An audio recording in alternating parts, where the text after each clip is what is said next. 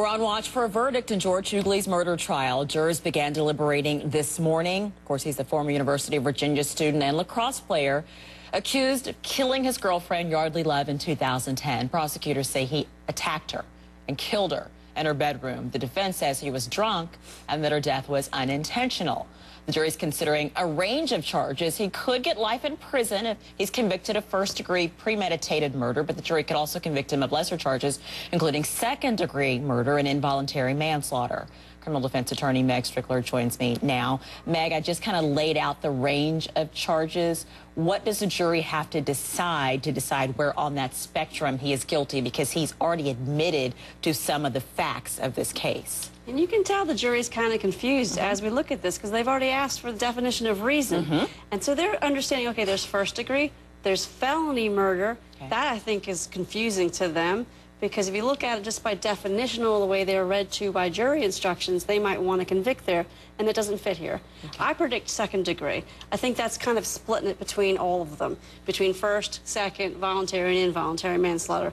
I'm thinking the jury is going to look at this rationally and kind of say, okay, there's just too much sticky law here. There's 6 counts against this person.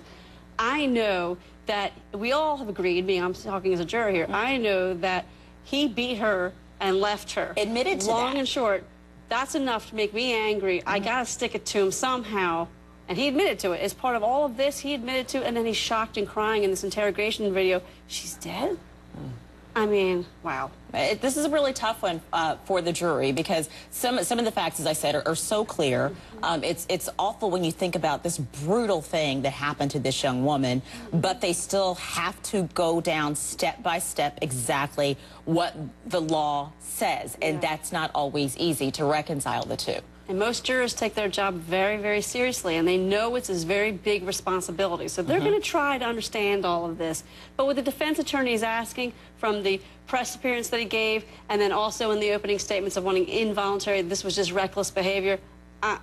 This was not reckless behavior. It's almost a insult to all of the people out there in the world saying, oh, I'm beating on somebody, that's reckless. No. That's a whole lot bigger than that. So, and you don't think the jury's going to buy that at all? I hope not, because I just find that very insulting.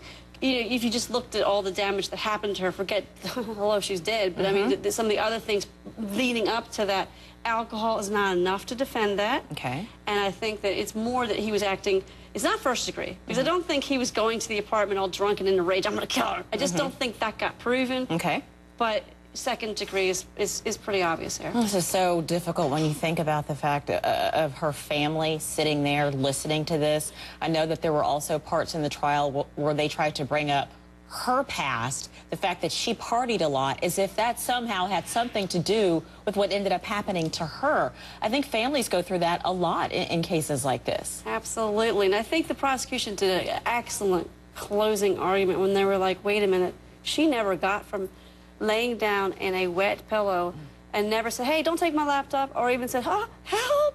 None of that. And there's modern technology around us now. We have our phones and whatnot all around us. If she had any ability to ask for help, she would have. She was not in the position to do so.